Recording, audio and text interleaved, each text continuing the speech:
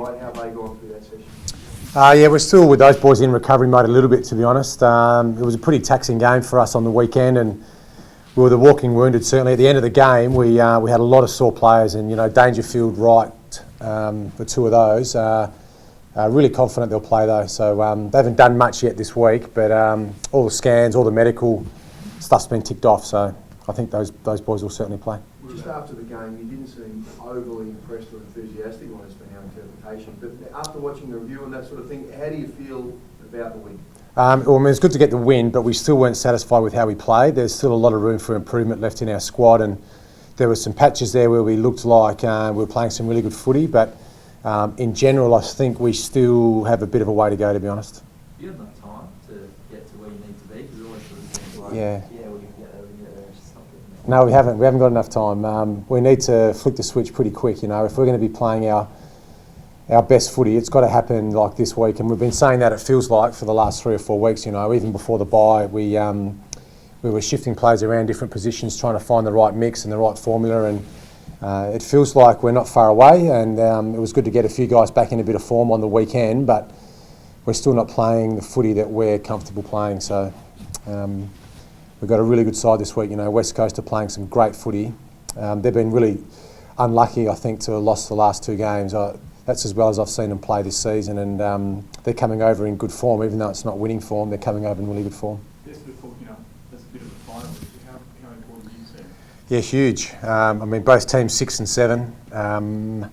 So it's important that we start well, and we acknowledge that this is a side that's full of talent.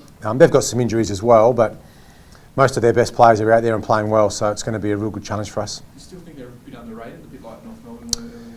Yeah, I don't think they're underrated. I think within the industry we know that West Coast are a fantastic side, and they could have easily won those last 2 games that they've played against Essendon and Hawthorn, and they've provided some really entertaining footy for us as spectators to watch. But it is a bit make or break for both sides this weekend. It's going to be a fantastic atmosphere. Saturday night game, we'll have a lot of fans here. It's going to be a really cracking game. Do you think you deserve to play finals, Brenton? That's a good question. If we deserve to play finals, we will. You got to win enough games. In 2012, we won 17 and we finished second on the ladder going into September. This year looks like if we're going to play finals, we're going to do it the hard way. We're going to have to scrap and fight and do everything we possibly can to try and fit into that bottom, 6th to sort of 8th. There's still a long way to go, but we won't look too far ahead either. It would be foolish to look too far ahead and say, we're going to play in September. We'll just look at beating West Coast this week as our first objective and our first goal. And if we do that, we'll look to Collingwood and a massive Friday night game at the G, and then of course the Cats. And so there's no easy games anymore. Even as I said in the press conference after the game, the Suns away is a really difficult road trip even now. And we've got some really difficult opposition coming up. No more difficult than West Coast this week. Has there been much of a change around the club this week with Triggy back? Yeah, it's been good. I spent a couple of hours with Triggy on Monday night, and it's good to have him back. And I've got a great relationship with Triggy, and he's been great support for me in my first 12 months here. And then, of course, haven't seen him, haven't spoke to him. There's been nothing for 6 months, which I was lucky because I had Rob Chapman sort of step in that sort of interim CEO role, and he was great. But it's good to have Triggy back, and I think the club's going to get a nice little lift for having him back around the place. Brenton, any word on Brent Ryan? To be honest, it doesn't look great for Brent. He's going to see the surgeon, I think, either today or tomorrow, but initially the scans don't look great. He almost certainly won't play again for us this season, but the extent of the surgery will be either a reconstruction or surgery. But we're not that hopeful that he's going to play again for us this year, which is disappointing. It's been one of those years for Brent. He's struggled with form a little bit during the season, and we got him back sort of training hard. He dropped a couple of kilos, stripped off a bit of extra sort of muscle mass. It wasn't that he was overweight, it was just that he was probably carrying a bit of extra weight he didn't need. He goes down in the first 30 seconds of the game. So we feel really disappointed for him. It means our backline's even more inexperienced going into this week, but those boys have stood up pretty well this year considering, and another challenge for him without having Riley there. At his age, are you confident he's got good footy left in his career? Yeah, very, very confident. Shoulder surgery, they're always making progressions with that, and It's not going to be something I think that's going to be, longer than if it was. It might be sort of a 3 month to 6 month injury. Best case probably 3 months, worst case maybe 6 months. So we'll get him ready like Tex for the start of next season, and I'm sure he's going to have plenty of good footy left in him. You probably heard a lot of the talk around Melbourne is that maybe Essendon will get stripped of all their points. Does this game take on even more significance given that Knight might be 8? Yes and no. I mean, well, obviously I think the whole industry is looking at this Essendon case with a lot of interest, and we can only focus though on our footy club and the way we're playing. And as I said before, if we're good enough, we'll play in September. If we don't get there, that'll be disappointing because we feel like we should. We've got the squad to do it. But if we're good enough, we'll make it. Would you be comfortable? Nick Mulder said last night he wouldn't mind if you got in the finals finishing 9th. Would you be the same? Oh yeah, I mean if we happen to finish 9th and then 9th is the new 8th, we'll certainly take it. Yeah, we won't be thinking about that, and that's not the mindset that we'll take into the second half of the year. Would it be just the one change this week, would that be someone like a Sam Kerridge? The issue we're going to have this week of selection is how many rucks we take in. To be honest, that'll be I think the major headache we'll have at selection will be obviously with Cox and Natanui, the best ruck combination in the competition without doubt. We went in with one last, so I guess 1.5 you'd call it, with sort of Jacobs and Jenkins. Jenkins is the key forward who pinch hits in the ruck.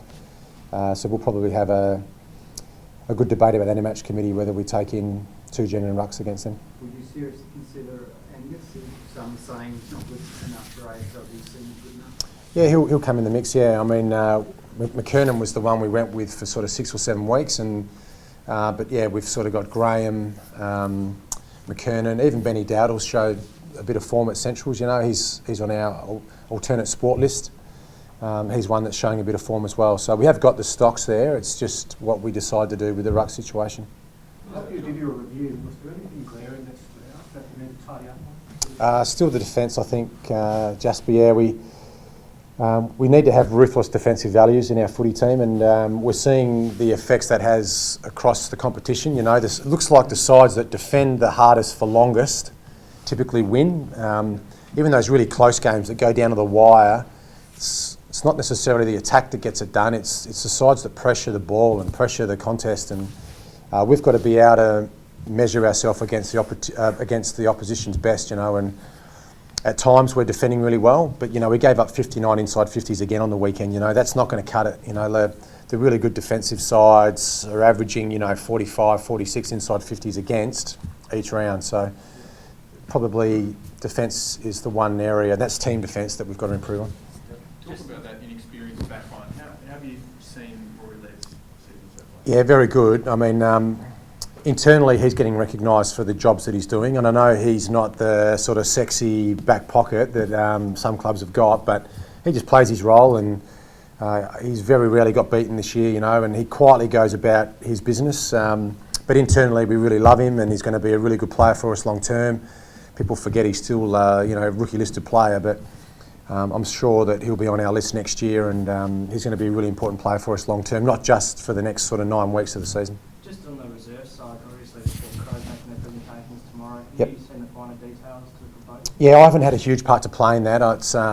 We've had some really good work behind the scenes from David Noble and Phil Harper, and now we've got Stephen Trigg back, and Rob Chapman's got involved as well. So we're hopeful that we've got a seconds team next year.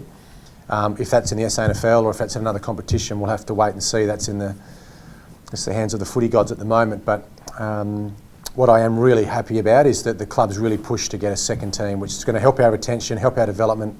Obviously, without draft picks for a couple of seasons, we need to be elite when it comes to developing our young talent. Having our own reserves team or our own seconds team is going to really help that. Do you think it's a good deal for the SANFL? I'm not sure, to be honest. I don't know how it's going to play out. I'd love to see our best case scenario would be to play in the strongest competition available, and we know that would be the SANFL. But the AFL is the SANFL has been a really proud competition for a long time, and it's been great for our state. And I know it's going to upset a lot of people if the Crows put a side in there, but maybe that's the way that it's just going to head, and we're going to have to just smile through gritted teeth, and that's going to be the way it is. Do you know where your top-up players would come from, and how would that affect your program? Yeah, I'm not sure, to be honest. Yeah, I know there's a lot of different I know in the proposal there's ways that we can still keep South Australia's best young talent here by we might take some players from other, you know, under-18s, the reserves competition, to sort of top up our, well, if we've got injuries, but I'm not 100% certain how that's going to look yet. Mitch Greig's been one of the essentials there. Do you think we might see him for the next season? I think we will, yeah. His form's been outstanding. He's been one player who's really developed really quickly. He's playing in a good program too. You know, the Norwood program is a good program for our boys to play in as well. And yeah, Mitch's form's been good. He'll be right in the mix this week, but he'll certainly get an opportunity in the back half of the season. A pretty special moment for Dorothy this morning. Yeah, Dorothy, yeah, 100 years old. She comes to every game. She gave me a bit of feedback today as well, and her advice was certainly taken on board. But yeah, she's an absolute ripper. It's and she looks fit too. She could almost play for us this week. She looks great. That's it. Thanks, guys.